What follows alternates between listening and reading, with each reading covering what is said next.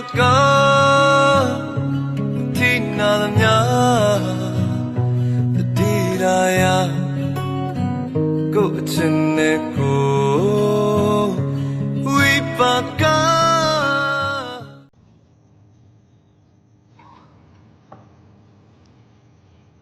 Ta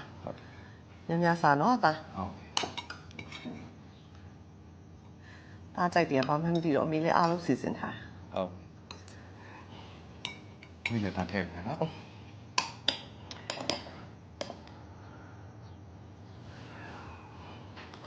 sao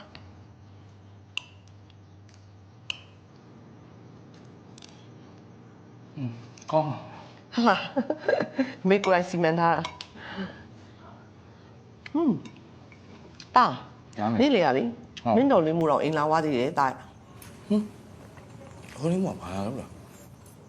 မေဒေါ်လေးမအမေကိုပတ်စံလာကြည့်ရတာပတ်စံလာကြည့်ရဆိုရင်တော့မပေးနဲ့နော်ဒေါ်လေးမကပတ်စံကြည့်ပြီးဘယ်တော့မှပြန်ဆက်တာမဟုတ်မဟုတ်တာတာရဲ့ဒေါ်လေးမှုကမချီးပါဘူးမိခိုင်ရဲ့အထည်လေးတွေကိုလာပြတာပါမိခိုင်နာမည်ကဘယ်ကနေပါလာလဲသူကပါလာလားမပါလာပါဘူးတာရဲ့တာမိခိုင်လေးကရွရည်လေးလှရှာတယ်နော်သဘောမနှောကောင်းမဲ့ပုံလေးပဲ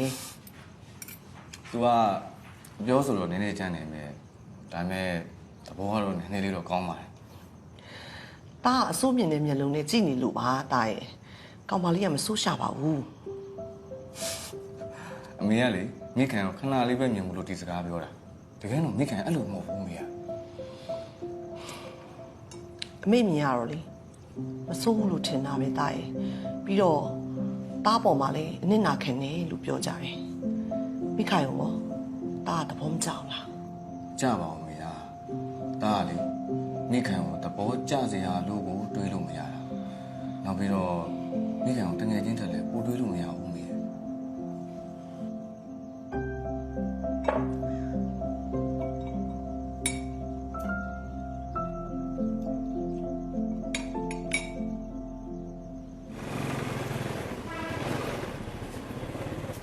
喂，哎不个，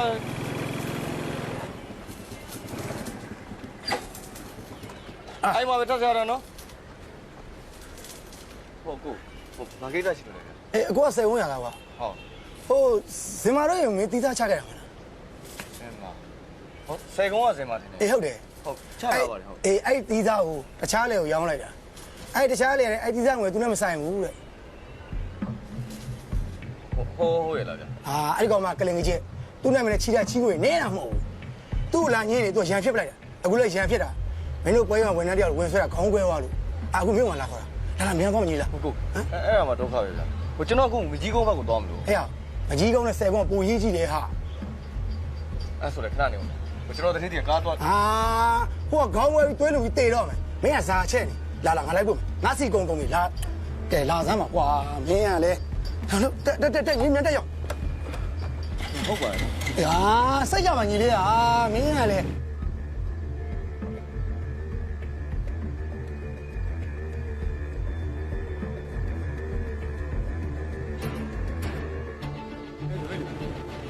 那谁工作的人好不孬呢？后来你的人骗人过，人家讲哦，没有俺们来嘛过啊，没人。好路那边，就别人多少年了？来嘛过，你看嘛。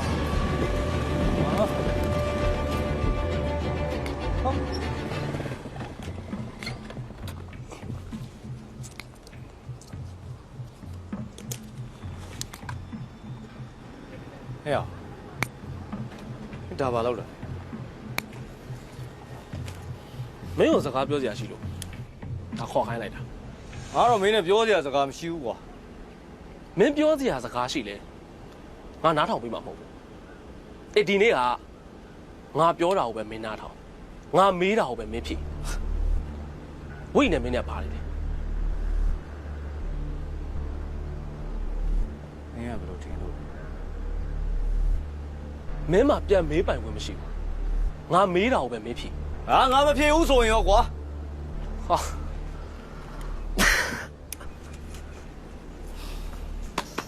ဟဲ့ဘာလို့ပါရပါဟောလေ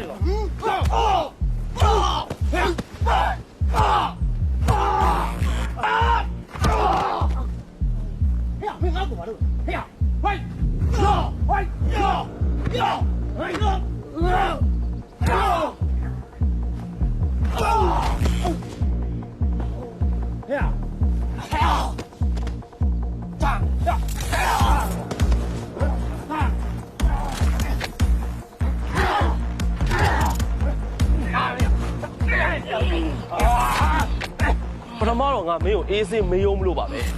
မင်းကမှမလိမ္မာတာဟုတ်ကွာဟမ်ဝိုင်းကဲရရဟိုးဘာလဲဟိုး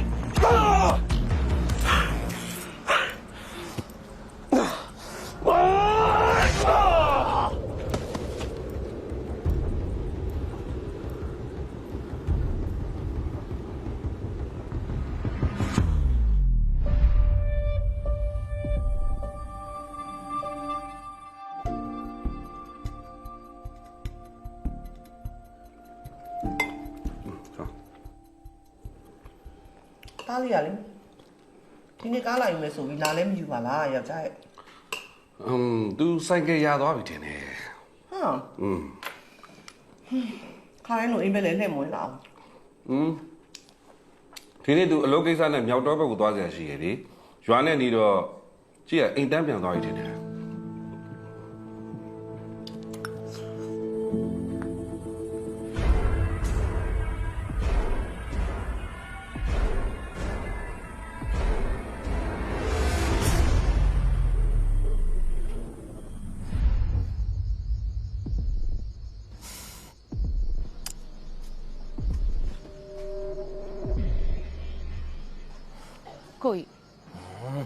ကိုကြီးတော့မျောမနေနဲ့တော့မိုးလဲချုပ်နေပြီ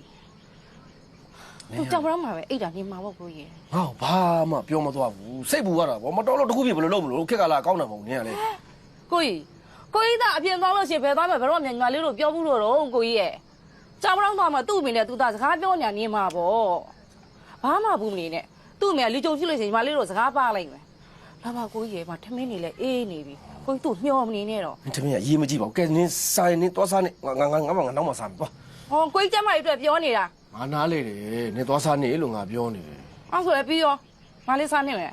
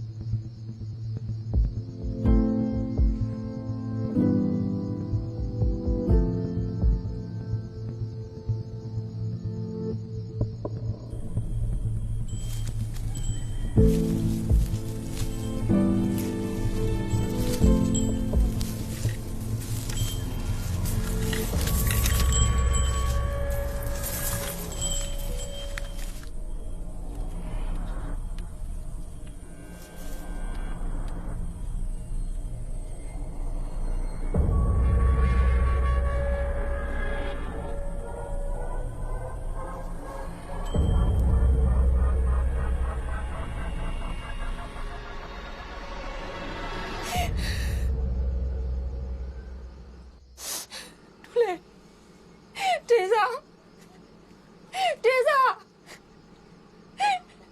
မလေးငါတို့လေကန်းကန်းမမနေမှာပဲဘယ်လိုလူမျိုးဒီလိုပြောင်းလို့ရတာလဲကိုကြီးတေစာတတိမြတယ်ကိုကြီးမလေးရောစေုံတေကောင်းမဲ့ထင်တယ် အဲ့လောက်လည်းမလိုပါဘူးဟာအခုကလည်းဒီကောင်သတိမေ့နေတာမဟုတ်ပါဘူးအိပ်ပျော်တဲ့အဆင်းရောက်နေပါပြီလူများသွားပြီးစိတ်ပူမနေနဲ့အဲ့ဒါကိုလောင်းနေတာပဲ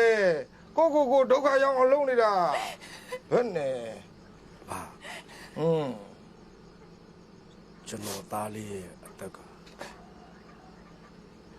အဘပေးတဲ့အသက်ပဲရှိပါတော့တယ်ဗျာအဘကိုကျွန်တော်ကြည်စုအများကြီးတင်ပါတယ် ရပါတယ်သားရဒါကလည်းမင်းသားမသေးသေးလို့သာငါဟာကဲခွင့်ရလို့ခဲလဲရတာဟုတ်ကွာသူကန်နဲ့သူအကြောင်း ဒီညလာတားကိုမတွေ့ရရင်တော့တော်တော်စိုးရိမ်စရာမရှိတယ်ဗျာ ကိုကြီးတေစာတတိယလာလို့ရှိရင်လေသူ့ဘယ်သူတွေကလောက်တာလဲဆိုတော့ကိုကြီးကတေချာမေးစမ်းပါလို့ရညိုးနေရှိလို့လည်းမသိ ဒုက္ခပါပဲမေးလေ तू ကဖြေမှာမဟုတ်ဘူးဟာ သူကဘာလို့မဖြေကြလဲဗျာ ဩသားကလေမင်းသားဒေစာလေးမှလေသူ့အကြောင်းနဲ့သူရှိကြတယ်လေကွယ်ဟုတ်တယ်မလား အဘတားကိုဘယ်လိုလုပ်ပြီးတွေ့လာလဲဗျာ အဘဖះမှာတရားထိုင်နေရင်နဲ့လက်ပံကားဘက်ကိုသွားဖို့အာယုံပေါ်လာတာနဲ့ထွက်သွားလိုက်တာဟိုရောက်တော့မင်းသားဒေစာပေါ့ကွာထ ထားပါတော့ဒါကလည်းသိတော့ထွေထူးတော့မဟုတ်ပါဘူးလူငယ်တွေဆိုတော့လေချီရေးချီရကိစ္စပဲဖြစ်မှာပေါ့ကွာဟုတ်တော့မလားဟမ်ကဲအဲ့ဒါတွေသိပြီးစိတ်ဖို့မနေနဲ့ငါမှချင်တာကတော့မင်းသားမနဲ့သတိရလို့ရှိရင်သာဖန်ရည်လေးနဲ့ဒဏ်ချီစည်းလေးဝါပြီးဒဏ်ရာကိုသိပ်ပေးလိုက်နော်အေးအဲ့ဒါလေးသေချာလုပ်လိုက်ကွာဒါပဲသွားမယ်အေး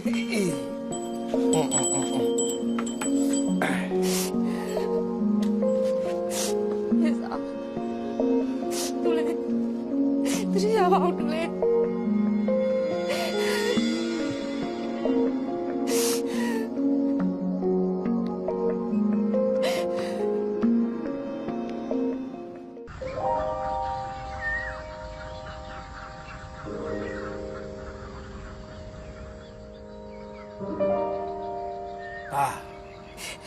ဒါလေး ဖေစာ ဒါ ကို တာတရီရပါဗျာ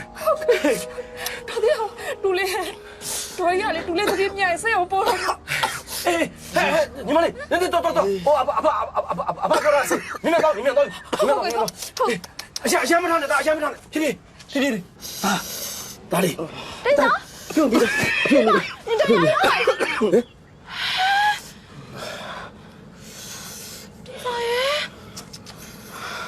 地嫂，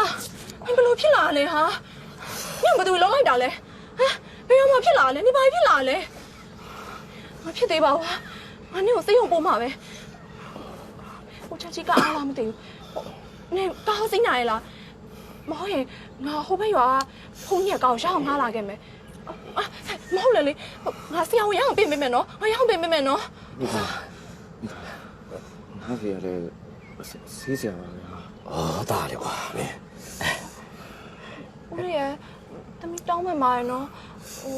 တမီလေးတေးစားကိုအရင်စိုးရင်သွားလို့ပါဦးလေးပညာကိုမလေးစားမဟုတ်ပါဘူးနော် 啊，မဟုတ်တာသမီးရဲ့သမီးလေးကအသားပေါ်မှာစိုးရိမ်စိတ်နဲ့ဖြစ်တဲ့ကိစ္စပဲပြဿနာမရှိဘူးသမီးဟုတ်လား တေးစား你အဆင်ပြေရလားစကားအများကြီးပြောနေနော်နေမောနေလိမ့်မယ်နော်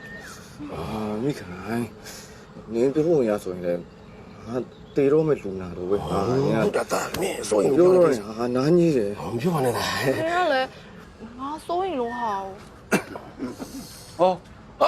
ဆရာ ဒီ ဘော ပါကိုသားနေပါခမရသားလေးဗျာထိခိုက်ဒဏ်ရာရဆိုကြုတ်လာမေးတာဗျာဘယ်လိုလဲတက်တာရလား ဟုတ်ကဲ့ဟိုတာတော်တော်တက်တာလာပါပြီဟိုဒါပေမဲ့ဟိုတရားများတဲ့ခါကျတော့ကြိုက်တာခဲတာတော့ရှိတာပေါ့ဆရာဘော အေးကဲဒါဆိုဗျာကောင်းကဲဓမ္မဟာဒီစင်းဘက်ကတိတ်ဆွမ်းထက်တာဗျာ ဟုတ်ကဲ့ နော်ဓမ္မတွေးပြီးတော့လဲလူပေးပြုတ်ပြီးတော့တိုက်အမြန်ဆုံးတက်တာလာမယ်ဗျာ ဟုတ်ပြီလားကျေးဇူးထူးတင်ပါတယ်ဆရာဟုတ်ရဲ့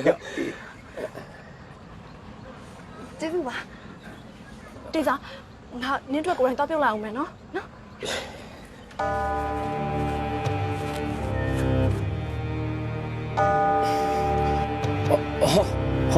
ဟိုကျေးဇူးများတင်ပါတယ်ဆရာ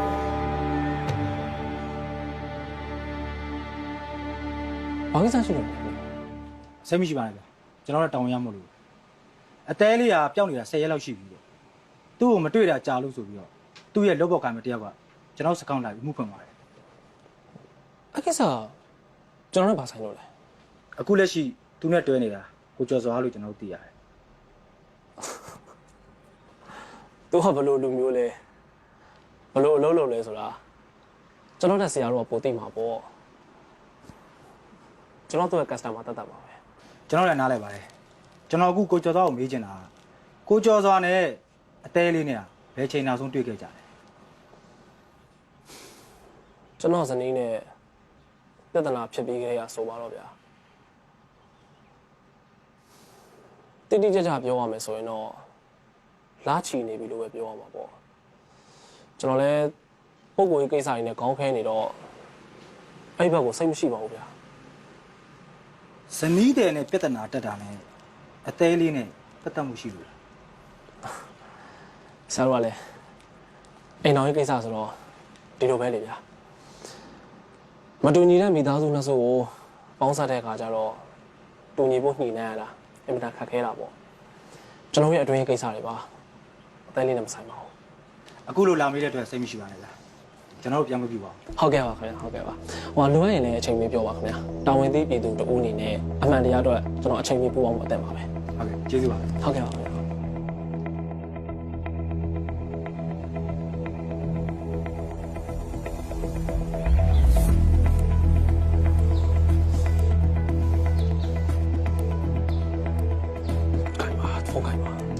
ဖုန်းကိုင်ပါဟ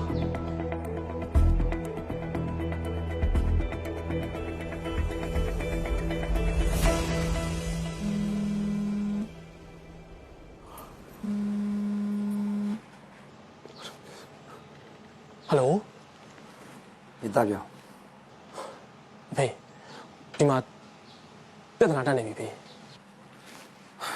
ဘာဖြစ်တာလဲဝိညာဉ် မဟုတ်ဘူးဖေးဘိုးကြီးကိစ္စမဟုတ်ဘူးဒီကိုရဲတွေလာသွားတယ်ဟိုမိမကိစ္စဖေး မင်းတို့ဘာပြောလိုက်လဲ အဖေမှားထားတဲ့အတိုင်းပြပြကြီးတော့ကျွန်တော်ပြောလိုက်တာပဲသူတို့တွေမရှင်းမိတော့ဘူးတော့ထင်ပါတယ်ဖေး သူတို့ကမင်းပေါ်မှာတန်တရားရှိလို့လာတာပေါ့ကွာနေရရအောင်စင်ရင်တတိထားနေပါကွာလူတန်းကိုရှော့မတွင်နဲ့ပေါ့ ဟုတ်ကဲ့ပါဖေးဖေးကျွန်တော်ခဏရှောင်းနေကောင်းမှတင်တယ်နော်ဖေး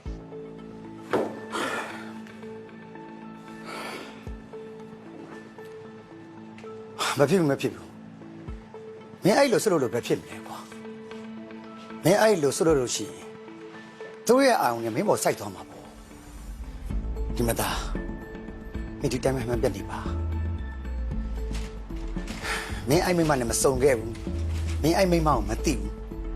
မင်းဘဝမှာအဲ့မိမမရှိဘူးဆိုတော့ခေါင်းနဲ့ထည့်တာမှာကွာနော်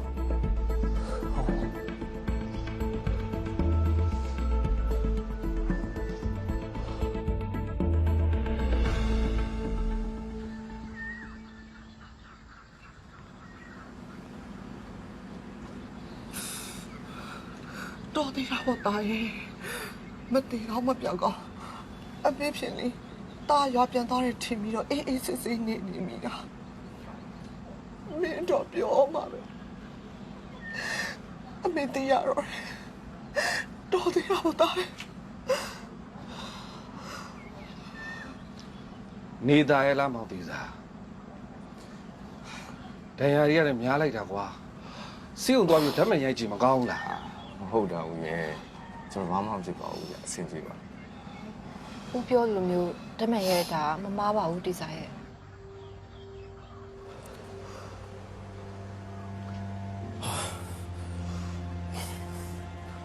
ဟုတ်အဲ့တဲ့ရှောင်းနေတယ်ဆိုလို့ဘယ်သူများလဲမှတ်တယ်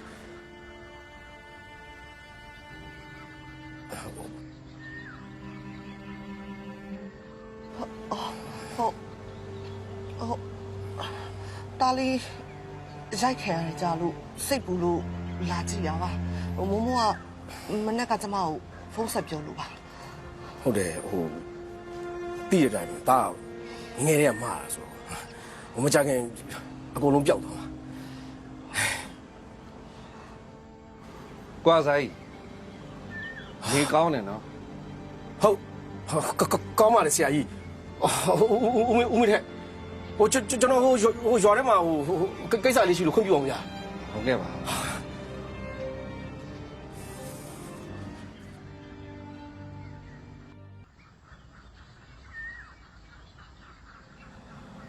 တာလီဘလို့ဖြစ်ရလဲတာရဲ့ပြောပါဦး လက်ပံကားဘက်ကိုကိစ္စမရှိဘဲနဲ့ဘာလို့သွားရတာလဲဒီစားဟမ် ဒီလိုပါဦးရဲ့သူတို့ပြောတာတော့10ကုန်းကလို့ပြောတာပဲကျွန်တော်လည်းလမ်းမကောင်းလို့ပတ်သွားတယ်ထင်တာပြီးတော့မှကျွန်တော်သိခဲ့ရှင်နောက်ကျသွားပြီဦးရဲ့ အေးပါနောက်ဆိုလို့ရှိရင်တီးစားချကိစ္စအတွက်ဥမသိပဲနဲ့မသွားနဲ့တကယ်လို့သွားမယ်ဆိုရင်တော့မှပဲဥအသိပေးပြီးမှသွားနော် ဟုတ်ကဲ့ဟုတ် သူတို့ကဘာဖြစ်လို့အဲ့လိုလုပ်ရတာလဲတားပေါ်ရညှိုးများရှိနေလားဟင် အာမဟုတ်တော့ပါဘူးရဲ့သူလူမရိုက်တာနေပါမှာ ကဲပါကွာဒါတွေနောက်မှပြောကြတာပေါ့ငါတို့စကားပြောနေရတဲ့ဒီစားကောင်းကောင်းမနာအောင်ဖြစ်နေနားလိုက်အောင် နာတာနာနော်မိုးမိုး ဟုတ်ကဲ့မ တာကိစ္စတစ်ခုခုဖြစ်ရင်မမကိုချစ်ချင်းဖုန်းဆက်နော်သိလား စိတ်ချမမပြောကြဆိုဒီလူတွေပဲရှိတယ်ဒီမလေးဖုန်းဆက်ပါမယ် တာနာတော့နော်မမေတို့ပြန်တော့မယ်အိမ်မှာတန်းညီမလေးကိုတယောက်ထိထားခဲ့ရတာဆိုစိတ်မချလို့ဒီချာနာနော်ဒါဟုတ်ဝီတမီတောင်းနှုတ်ဆက်ပြီးလာခဲ့နော်အန်တီကားပေါ်ဆောင်နေမယ်ဟုတ်ကဲ့ ကဲ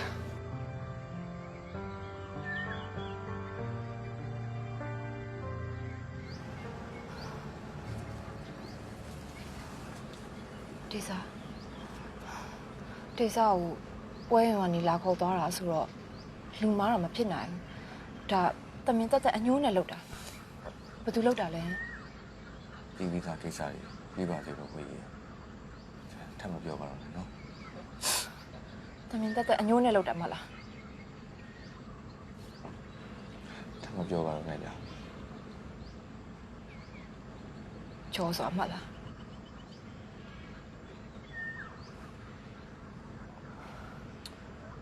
ဟုတ်ပါစေနဲ့လို့စွတ်တောင်းနေတာမပြည့်ခဲ့ပါလား ကိုကြီးတည်တယ်ဆိုရင်လည်းကိုကြီးရဲ့စိတ်ထဲမှာပဲထားလိုက်ပါဗျာဒါလေးကိုလူကြီးတွေတည်သွားရင်မကောင်းဘူးဗျာ ဘာလို့ထားရမှာလဲ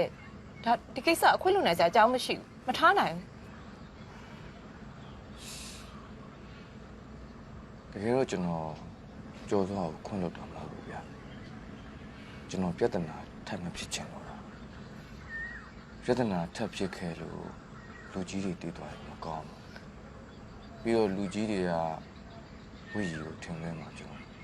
စိုးရိမ်နောက်ပြီးအခုကျွန်တော်ဒီလိုမျိုးဖြစ်တာဝိကြီးကြောင်းလို့လူကြီးတွေထင်ကုန်တော့ကျွန်တော်ကြောက်ဆုံးမယ်ဝိကြီး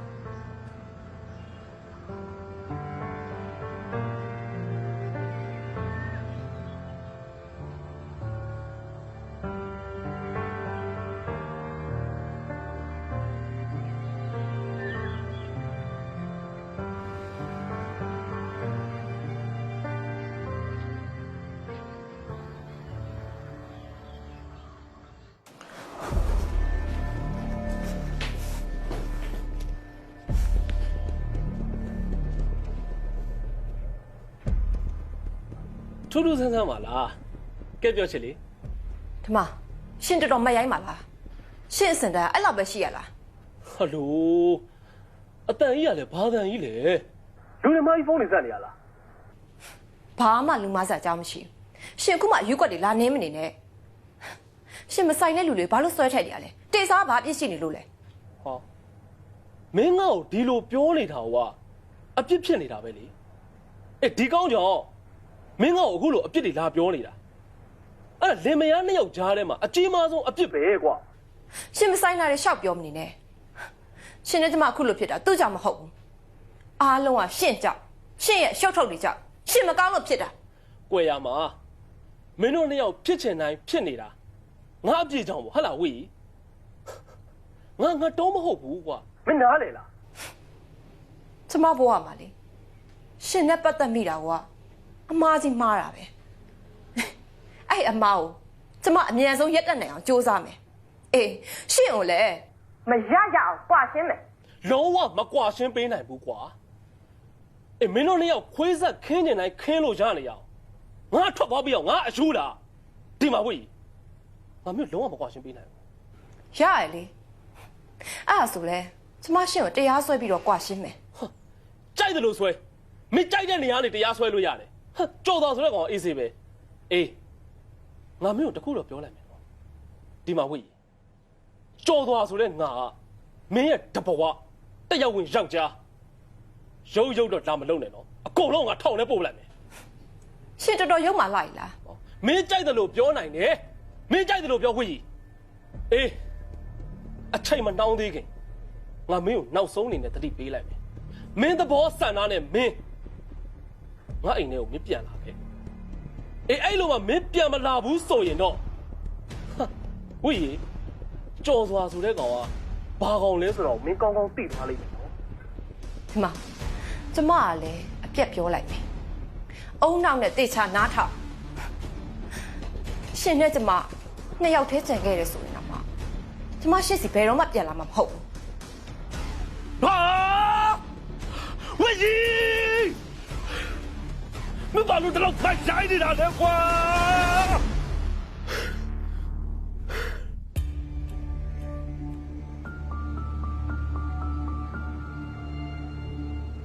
ဆရာ ဟင် ဒီဖျားဆိုတာသေးကြပါနဲ့နော်ဆရာ ဩဒီတိုက်ကိုငါတို့အာယုံခံနေတာဘယ်လောက်ကြာပြီလဲကွာယုံမတန်စရာဖြစ်စရာမလိုပါဘူးလုံးဝမှန်တယ်ဒီပွဲအောင်လို့ရတော့ကွာဓာတ်ကြီးမှန်ပြီဟေးဆရာတို့လုပ်ငန်းစဖို့ပဲလိုတယ်နော် ဆရာကောင်မလေးကဆင်ပြေပါမလားဆရာ ဟာမင်းတော့လည်းကွာဒီမှာရောက်ခမ်းတဲ့လေတားရှူထမ်းလာတဲ့ကိန်းတော့မြင်ရနိုင်တယ်ကွာ ဗျာ ဒီကလေးမလေးရဲ့ငခုရီတူကြည့်ရတာဒီကလေးမလေးကတိုက်ဆက်ကွာတိုက်ဆက်မှန်ရင်သူတို့တိုက်နေဝေးတဲ့နေရာမှာဝင်စားလိမ့်မရှိဘူးဒီရွာကိုငါရောက်ခဲ့ကဒီဖျားဟုတ်မှုကိုငါတန်မြတ်ဖြစ်နေတာဒီကလေးမလေးကိုမြင်လိုက်တဲ့အတွက်ငါလုံးဝယုံကြည်သွားပြီကွာ ဒါဆိုရင်ဒီကလေးမလေးကဒီနေရာအဆက်ဘူးဆရာ ဩမင်းတို့ကလေသေချောင်းလို့မှငါပွဲပေးထားပြီလေကွာဟာဟဲ့လူဘာလို့လဲဟာဒီလိုဒုက္ခပဲ မှန်ပါလား ဘာလို့လဲတော့ ဟောမပြောသေးစားနာလေမမြင်ဘူးလား ဆရာကျွန်တော်ဘာလုပ်လဲ ဒီတော့ကွာတောင်းရုံးနေတယ်ဒီဘောကိုကြီးလေးတော့ဒုက္ခမပေးဘူးငါတို့ဒိတ်ခံနေပြတ်သွားနေကွာကဲဖေးဘုံဝေးရတာစားလိုက်ဘုံဝေးရတာစားလိုက်ပါ ဩတော့ကွာငါပြောသေးတယ်ဒီနားကချိုးတာဟိုနားကျချိုးချင်မှချိုးမှာကွာ ဒီကဘာလို့လူခံမှမသိဘူးလေခင်ဗျာ ဒုက္ခတော့ကွာ တော့ဝေးသွား အတီနာသမ ्या ဝိမာကဘာတတိသာရပါဝိမာကဘာခမ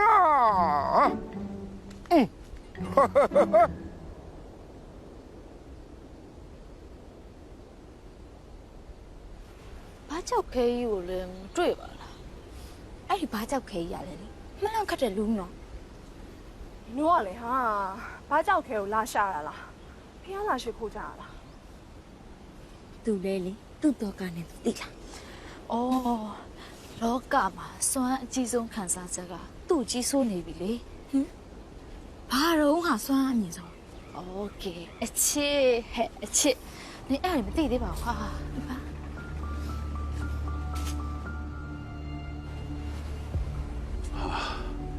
ဒါငါအတွက်စမ်းသပ်ဖို့အခွင့်အရေးပဲကွာ ဘာဖြစ်လို့လဲဆရာ ဘာဖြစ်ရမှာလဲကွာဟောတယ်လားရှေ့ဆုံးကသွားနေတဲ့ကောင်မလေးအေး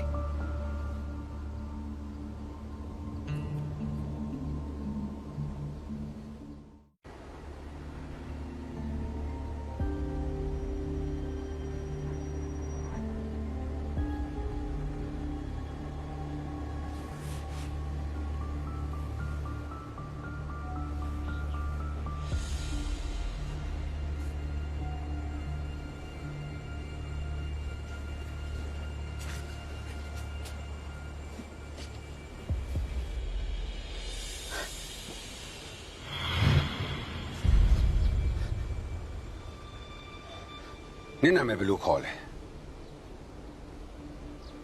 နင့်ကငါဒုက္ခပေးဖို့လာတာမဟုတ်ဘူးကဲတင်မှုလာတာနင်ဒီကအဆက်ဆိုတာကိုငါသိတယ်ငါ့ကိုဝန်ခံလို့ငါပြောနေတယ်လေနှုတ်ကဖွင့်စမ်းနှုတ်ကဖွင့်စမ်းလို့ငါပြောနေတယ်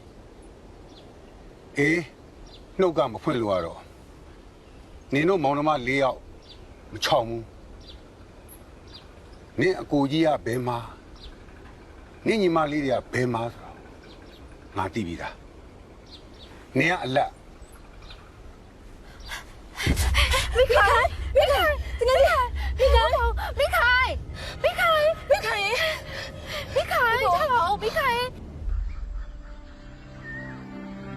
ဆရာဖုံးတဲ့ရင်ကတော့ရွာထဲမှာဟိုးလေးတကြော်ပါပဲဗျာဆရာဖုံးကအကြမ်းမြင်လဲရနေတယ်တဲ့ မြင်နေကြားတယ်ဆိုတာကဗျာသိစိတ်နဲ့မသိသိကြားတဲ့ကလေယာနဲ့ပါလေးပါဗျာ ဒါနဲ့ဆရာဖုံးမိခိုင်ကတိုက်ဆက်ဆိုတာဆရာကြီးဘယ်လိုသိတာ ကျုပ်ကသူ့ရဲ့အိမ်လေးကိုကြည့်ပြီးခံမှန်းလို့ရတယ်ဗျာဒါနဲ့သူ့နာမည်ကမိခိုင် နာမည်ကမိခိုင်သူကြီးတော်ကဒေါ်ကြော့ဖ ဖေကဘာတူကောင်မလေးကကန်ဆိုးရှာပါတယ်ဗျာကန်ဆိုးရှာပါတယ်လူငယ်ငယ်လေးကသူ့မိကမိတွင်းထဲမှာပဲစုံသွားတော့သူကြီးတော့ဒေါ်ကျော့ကပဲမိခင်လိုတစ်မျိုးတငယ်ချင်းလိုတစ်မျိုးစောင့်ရှောက်ရင်းနဲ့ကလေးမေပြိုကြီးဖြစ်နေတာပေါ့ဗျာသူ့ဖေကလည်းသူငယ်ငယ်လေးတွေကစုံသွားပြန်တယ်ဗျာစိတ်မကောင်းစရာပဲပေါ့ အဲ့ဒါလေသူ့အကြောင်းတရားနဲ့သူပေါ့ဗျာဟုတ်ဘူးလား ကောင်မလေးကလက်တော့ရှင်သားဗျာသူ့ချီတဲ့လုပ်ငန်းတွေကအောင်မြင်တော့ရွာသူတော်တော်များများကိုအလုပ်ပေးထားနိုင်တယ်ဗျာ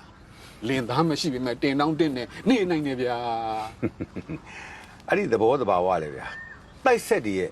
သဘောတဘာဝပဲဗျာ ဩဟုတ်လား ဆရာမရှိလား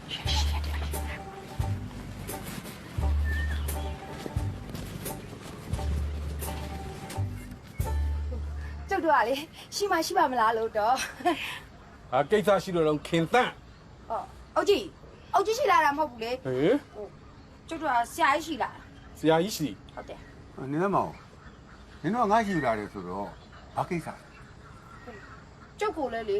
မိခိုင်လိုတိုက်ဆက်ဟုတ်မဟုတ်စစ်ပေးစမ်းမှာတော့ ဟိုကျုပ်ကိုလည်းစစ်ပေးစမ်းမှာတော့ကျုပ်အမေရည်ကျုပ်ငယ်ငယ်တော့အများစင်းကဝမ်းဆက်ဝတ်တယ်လို့ပြောမှုတယ် မရှိပါနဲ့နင်အသားနေပါငါမှတိုက်ဆက်ထင်တယ်ဟိုဆရာကြီးတိလားအိမ်မက်ထဲမှာလေဇေဒီတိုတိုလိုလိုဘာလိုလိုလူတွေအိမ်မက်မှတ်တယ်ကျုပ်ကမှတိုက်ဆက်ကလာတယ်ထင်တယ် ခင်တန့် ရှင် ယူကြောင်မူကြောင်လာလုံမနေနဲ့နော် ဟုတ်ပါဘူး စစ်လိုက်လို့တိုက်ဆက်ကလာတာမဟုတ်ပဲဘလူးဆက်ကလာတဲ့ဆိုရင်ငါတို့ထားပြေးကုန်ရလိမ့်မယ် ။အော်အုတ်ကြီးကလည်းဘယ်ဆက်ကလာတာပဲသိကျင်တာပါ။ဟိုအကယ်၍လေဟိုတိုက်ဆက်ကလာတယ်ဆိုလို့ရှိရင်အုတ်ကြီးရောဟောရီယာဆရာကြီးရောပစ္စည်းတွေဝေမျှပေးမယ်လေ အေး ကဲနင်အဲ့လောက်တော့အာသီသားရှိနေ ။ဟုတ် ငါဆက်ပေးမယ် ။ဟုတ်ကဲ့ဟုတ်ကဲ့။ဆက်ပြီးတော့ ထိုင်လား ဟုတ်ကဲ့ ရှေ့တို့လား ဟုတ် ဟိုက်နားလေဟိတ်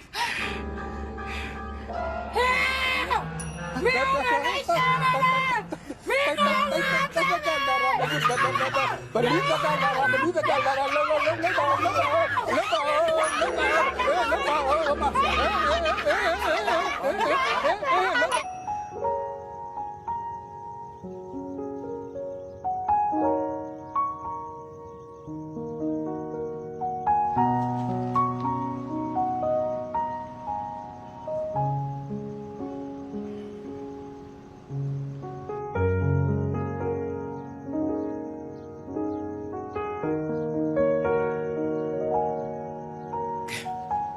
ရှော့ဒါမနဲ့တစ်ခွက်နေ့လေတစ်ခွက်ညတစ်ခွက်နော်ကောင်းသွားလိမ့်မဟုတ်ဘူးလားကဲလာဖြည်းဖြည်းအေးညို့ကြောတတ်တာသွားပြီလားအမေတတ်တာသွားပြီလုံနေမဟုတ်ရင်အကောင်လေဖြတ်မှာသိလားကန်ကောင်းလို့အေးကဲတော့ဖြည်းဖြည်းစဖြည်းဖြည်းအေးဟုတ်ပြီ ဒါကြရတယ်ပြောတယ်ဒီပဲဥရသာရှိမှရှိရမယ် အော်ဆရာဖုံးတွေ့ရတာမင်္ဂလာရှိလိုက်တာခင်ဗျာ ဟုတ်ကဲ့ပါဗျာ မင်္ဂလာ နဲ့ကိုရသာခမရသားတီစာကိုတတ်တာရလား ဟာဆရာဖုံးတတ်တာလားတော့မမင်းနဲ့ဆရာဖုံးရေအဲ့ဒါကိုပြောချင်နေတာဆရာဖုံးဒီလိုဆရာဖုံးပြေးလိုက်တဲ့ဆေးရလို့ကျွန်တော်သားဒဏ်ရာလေးတွေအဲ့ဒါအချိန်တို့ခဏအတွင်းမှာအားလုံးပြောက်ကုန်တယ်အားလုံးတက်တာသွားတယ်ဆရာဖုံးရေမနက်ကတော့လမ်းထားလျှောက်သေးတယ်ဘလို့ကျေးဇူးတရားမှန်းတော့မသိပါဘူးဆရာဖုံးရေ ကေတော့တော့တွေ့လိုက် ဟုတ်ကဲ့အော်ခဏလေးဆရာဖုံးသမီးရောစားပြီးခဲ့ ကျုပ်တော့ကိုအဲ့ဝေပြုတ်နေစမ်းမနဲ့ခမရလှုပ်ရှားရှိတော့ဆက်လှုပ်စမ်းပါဗျာ အေးဆရာဖုံးဟုတ်ကဲ့တွေ့လိုက်မယ်နော် ဟုတ်ကဲ့ပါဆရာဖုံးဟုတ်ကဲ့ခွင့်ပြုနော်လုံးဆရာရှိတိုင်းလုံးလိုက်အောင်ပဲ မောင်တီစာအော်ဆရာဟာရထိုင်နေဟိုကမတက်တာရလားကွာ တက်တာပါလေဆရာဟိုဆရာပေးတဲ့ဆေးလို့တော့ပြောတယ်ဖေကတော်တော်လေးလည်းကောင်းတယ်ဆရာဖြစ်ကစားတော့ကျွန်တော်တော်တော်နားတယ်ဆရာအခုတော့တော်တော်တက်တာနေပါပြီ အေးဝမ်းသာပါတော့ကွာအခုလည်းဆရာနဲ့စစ်ကြည့်လိုက်အောင် ဟုတ်ကဲ့ဆရာ မောင်တီစာမင်းတော်တက်တာသွားပြီရဲ့ကွာဟမ်အေးဝအောင်အေးလေကွာဒီဆေးကလေအိတ်ခင်တဲ့စိတ်ကိုဖြစ်စီတယ်ကွာအေးဝအောင်အေးလေတော့အားရဖြည့်တာပေါ့ကွာဟုတ်လား ဟုတ်ကဲ့ကျေးဇူးပါ အေးရပါတယ်ကွာရပါတယ် ကဲဆရာခွင့်ပြုနော် ဟုတ်ကဲ့ပါဆရာ နေကောင်းနေလား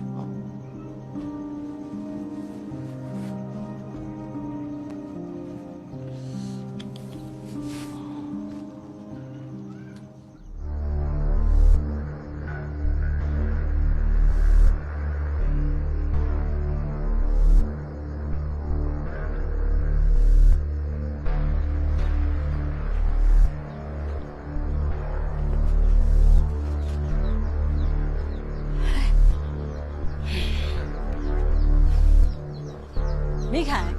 ညာကြီးမို့ချိုဘာလဲလုံတာငါပြင်လှမ်းလိုက်တာအေး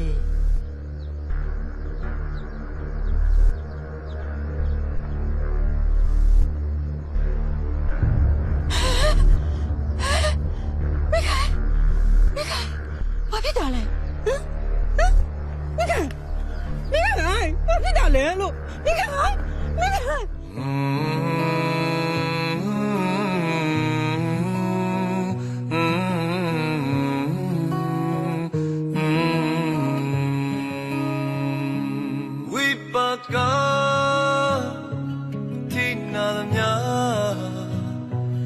ဒီခေါ်ရတာကျော်လာပါတော့ကျော် အေးမင်းတို့ဒီလိုတာလုံနေသလိုကတော့လေမင်းအဲ့ဒီဟာနဲ့လုံလို့ရမှာမဟုတ်ဘူးမ ငါနောက်ဆုံးသတိပေးမယ်ငါ့ကိုတိုက်နဂါအခုချိန်ကြီးဖွင့်ပေး မင်းတို့လူချောပါရဲ့ချိန်ချောဖို့တာကြောက်နေတယ်ဆိုရင်ဝါရောမတ်တဲ့ဒီနောက်နဲ့ရှင်းနေမှာမဟုတ်ဘူး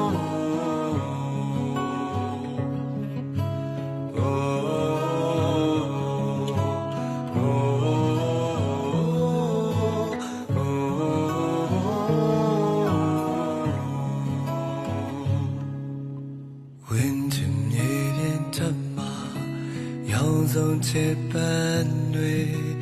မွေးပြန်ထုံးလွန်ပွင့်ငါလန်းလို့အစလောက်ပါနေလေအမမတင်လေးနီးရတွေဝင်ငါမွေခဲ့ရဲ့အားလုံးပြိုလဲလွင်ငါကျဲလို့ပြည့်စည်ရမှာပဲ